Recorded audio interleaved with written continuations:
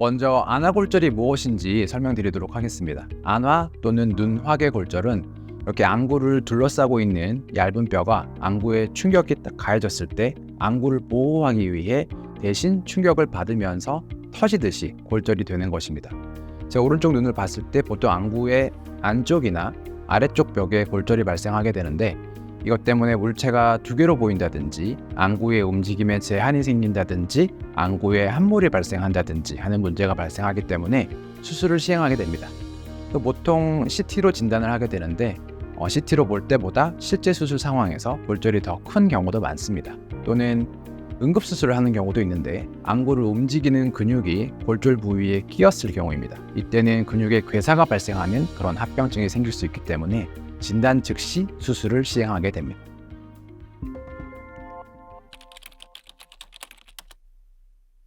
앞서 말씀드린 그런 응급수술의 경우가 아니라면 보통 수상 후 1주에서 2주 사이에 수술을 하게 됩니다. 수술 과정을 설명드리면 피부나 결막을 절개하고 골절된 부위로 들어가 그 부위를 관찰하고, 그러면 보통 눈을 둘러싼 지방 조직이나 근육 등의 영부 조직이 그 골절된 부위로 빠져 있습니다. 그러면 그 영부 조직을 원래 위치로 돌아가게 해주고 얇은 안화뼈 대신 인공뼈를 그 부위에 삽입해서 원래 모양대로 유지가 될 수 있게 해줍니다.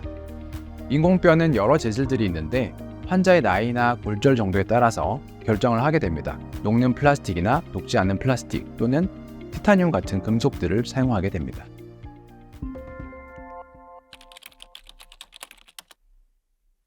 피부를 절개하는 수술이나 또는 피부에 손상이 있는 상처는 흉터가 안 생길 수는 없습니다. 피부가 나으면서 그 부위가 접합되는, 이를테면 벽돌 사이에 시멘트를 발라붙게 되는 그런 치유 과정이 눈에 보이면 그걸 흉터라고 하게 되거든요. 이게 눈에 잘 뜨이냐 아니냐의 차이가 중요한 것 같은데, 안화골절의 아랫벽 골절은 아래 눈꺼풀 속눈썹 사이에 그런 얇은 피부를 절개해서 들어가기 때문에 흉터가 거의 보이지 않게 됩니다. 또는 눈 아래 결막을 통해서 절개를 하는 방법도 있는데, 이는 흉터가 있어도 눈 안쪽 결막에 남거나 거의 남지 않게 되기 때문에 안화골절 단독으로만 있을 때는 이렇게 접근하기가 좋습니다. 눈 안쪽 벽에 단독으로 골절했을 때도 눈 안쪽에 누구라고 하는 핑크색 삼각형 모양의 구조물을 통해서 절개를 하고 들어가기 때문에 추후에 흉터가 거의 남지 않게 됩니다.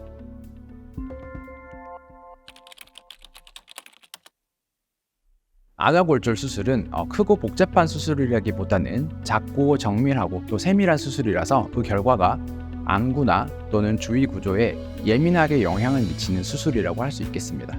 수상에서 발생한 충격에 의해서도 눈 주위 구조에 손상이 발생해서 안구 움직임의 제한, 안구 함몰, 복시 등이 있을 수 있고, 시신경의 손상에 의해서 또는 안구 자체의 손상에 의해서 시력 제한 등이 발생할 수 있습니다. 수술 후에도 그런 마찬가지 증상이 있거나 수술 부위가 부어가지고 눈물길이 막혀서 뮤르증이라고 하는 눈물 흘림증이나 결막 부종, 안화혈종 등이 생길 수 있습니다. 수술 후 안구 뒤쪽으로 출혈이 발생하는 경우에 시신경이 압박돼서 손상이 발생하는 경우가 있는데, 수술 후에는 이를 주의해서 경과 관찰하게 됩니다.